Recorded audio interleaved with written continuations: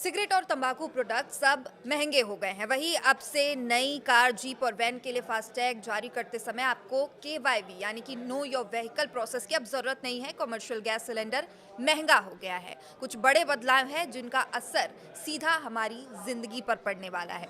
नमस्कार, मैं हूं आपके साथ सृष्टि शेखर पांडे। आप देख रहे हैं न्यूज 18 का डिजिटल प्लेटफॉर्म। सबसे पहले जो बजट 2026 है वो आ चुका है, लेकिन क्या जिसका इंतजार था वो बजट आया है, ये जानना बेहद ज़रूरी है। एविएशन फ्यूल की बात करें तो दाम घटने से यहाँ पर हवाई टिकट सस्ता होने के आसार दिखाई दे रहे हैं। फरवरी में हवाई यात्रा करने वालों को राहत मिलने की उम्मीद है और तेल कंपनियों ने एविएशन फ्यूल के दाम करीब 1,000 रुपये घटा दिए हैं। दिल्ली में फ्यूल के दाम 92,323 से घटकर 91,393 रुपये प्रति किलोमीटर हो गए हैं।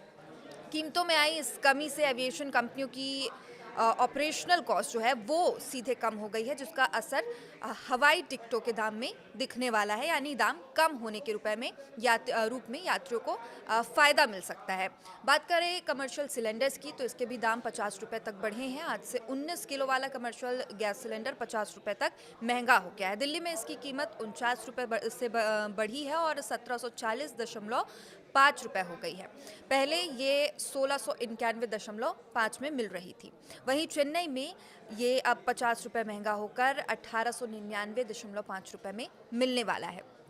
जीएसटी बढ़ा है, सिगरेट 40% तक महंगा हो गया है। अब 1 फरवरी से पान मसाला, खैनी और गुटखा जैसे तंबाकू उत्पादों में 40% का जीएसटी लगेगा। अभी तक इन पर 28% का जीएसटी लगता था और इसके साथ ही कंपनसेशन सेस लगता था और इससे कुल टैक्स 50% से ज़्यादा हो जाता था। सिगरेट पर उसकी लंबाई के आधार पर नई एक्साइज ड्यूटी भी लागू हो गई है और 2.5 से लेकर 8.5 रुपये प्रति स्टिक तक ये एक्साइज ड्यूटी लग सकती है। और इसके अलावा तंबाकू उत्पादों की तरह सिगरेट पर भी 40% जीएसटी लगेगी। हालांकि बीड़ी पर राहत देते हुए जीएसटी का 18% से कर दिया गया। एक्साइज ड्यूटी मैन्युफैक्चरिंग कॉस्ट में ये जुड़ती है और जब सिगरेट फैक्ट्री से निकलती है तो उस पर एक्साइज लग चुका होता है। इसके बाद जब उस पर जीएसटी लगाया जाता है तो वो बढ़ी हुई कीमत जिसे एक्साइज में शामिल किया गया है इसे वो लगता है। इससे टैक्स पर टैक्स की स्थिति बनती है और फाइनल जो एमआरपी है उसमें असर दिखता है, यानी एमआरपी बढ़ जाती है। इस बदलाव से रिटेल मार्केट में सिगरेट और तंबाकू उत्पादों की कीमत में 15% से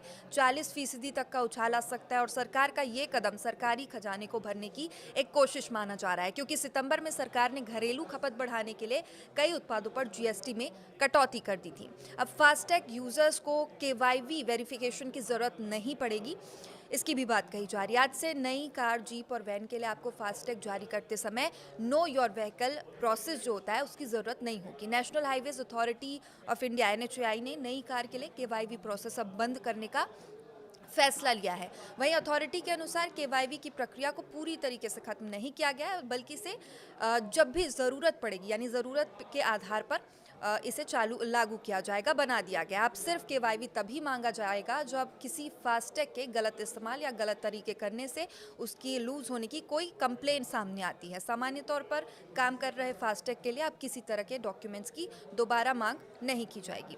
और वहीं रिजर्व बैंक ऑफ इंडिया यानी आरबीआई की मॉनिटरिंग पॉलिसी कमेटी की मीटिंग 4 से 6 फरवरी तक चलेगी और ये वित्त वर्ष 2025-26 की आखिरी मीटिंग मानी जा रही है और उम्मीद है कि इस मीटिंग में आरबीआई ब्याज दर को घटाकर 5% तक कर सकती है। अगर ऐसा होता है तो लोन सस्ते हो सकते हैं और आपकी ईएमआई भी घट सकती है, तो एक ये फायदा दिखाई दे रहा है। संपत्ति बेचने खरीदने के आधार पर ऑथेंटिकेशन बेहद ज़रूरी हो गया है।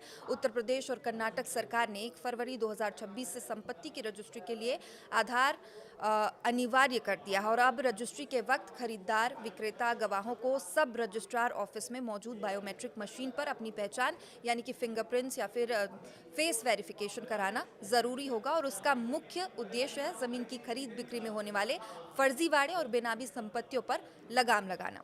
केंद्र की योजना वन नेशन वन रजिस्ट्रेशन के तहत इसे जल्द ही पूरा करने में के लिए देश में इसे लागू किया जाएगा। हालांकि एक बड़ा वर्ग जो मध्यम वर्ग से आता है उसे टैक्स स्लैब में राहत की उम्मीद थी, लेकिन टैक्स स्लैब में कोई बदलाव नहीं है, जस के तस है। और आपसे भी हम जानना चाहेंगे कि आपको इस बजट में क्या उम्मीदें थी, क्या छूट गया है। कमेंट सेक्शन में अपने व्यूज़ ज़रूर रखिए।